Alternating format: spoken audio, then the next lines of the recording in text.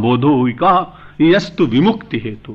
ज्ञान वास्तव में वही ज्ञान है जो मानव को बंधन से मुक्ति की ओर ले जाए, जो मानव को कीचड़ से, कांदव से, पंख से छुड़ाकर उसे निर्मलता की ओर, उसे सजगता की ओर, उसे सरलता की ओर, उसे समता की ओर ले जाने का प्रयत्न कराए। वही वास्तव में बोध है जो विमुक्ति के लिए, मानव के लिए उपयोग में आता है।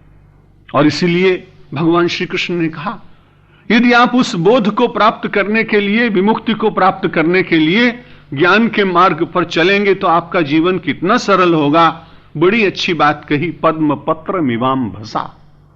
जैसे आपने देखा है कमल के फूल यहां खूब आते हैं, और आपने पुकुर में, अपने तालाबों में देखा है कि कैसे कमल के फूल खिलते हैं, और उसमें कमल का पत्ता बड़ा स्पष्ट दिखाई पड़ता है। लेकिन कितना भी पानी बढ़ता जाए, कितना भी पानी बढ़ता जाए, वो पानी के द्वारा दबता नहीं। संसार कितना भी बढ़ता जाए, लेकिन संसार आपको दबा ना पाए, बस इतनी चेष्टा रहनी चाहिए। संसार में आप साक्षी बनकर रहें, संसार में आप करता रहें, लेकिन धीरे धीरे अकर्तृत्व का भाव भी आए कि मैं करता नहीं हूं, मैं भोगता नहीं हूं, मैं साक्षी हूं। ये जब ब्रह्म दृष्टि मानव के जीवन में आने लगती है तो विमुक्ति का मार्ग अपने आप ही खुलने लगता है। एक दिन की घटना, वर्षा बहुत हुई। वर्षा जब बहुत हुई तो बहुत सारी वर्षा होने के बाद मेघ जब छिन्न भिन्न हुए तो उस समय कमल के पत्र के ऊपर 10, 20, 50 पानी के बूंद दिखाई पड़े। जब पानी के बूंद दिखाई पड़े तो आज सरोवर बड़ा प्रसन्न हुआ। उसने कहा, रोज तुम मेरे ऊपर शासन करते हो, आज मैं तुम्हारे ऊपर बूंद बनकर बैठा हूं, मैं शासन करता हूं।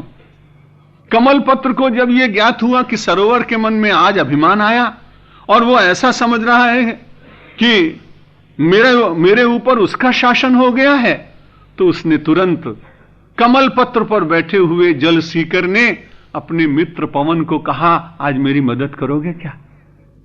उस कमल पत्र पर बैठे हुए सीकरों ने जब यह संदेश भेजा पवन को, पवन ने कहा, हां मैं आता हूं।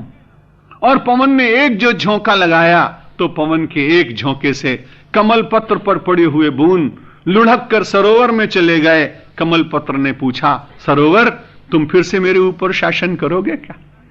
जगत में रहते हुए जब भी कभी ऐसा होने लगे तो परमेश्वर को पुकारिए, और जो हमारे ऊपर आसक्ति के बिंदु मानव जीवन रूपी कमल के पत्र पर आ जाते हैं, परमेश्वर की एक प्रार्थना की पुकार पर वे सारे ध्वस्त हो जाएंगे, निरस्त हो जाएंगे, गिर जाएंगे, और आप उस सारे जल के बीच में निश्चित रूप से वैसे ही राग रहित होकर रह सकेंगे जैसे कमल का पत्र एक सरोवर में रहता है।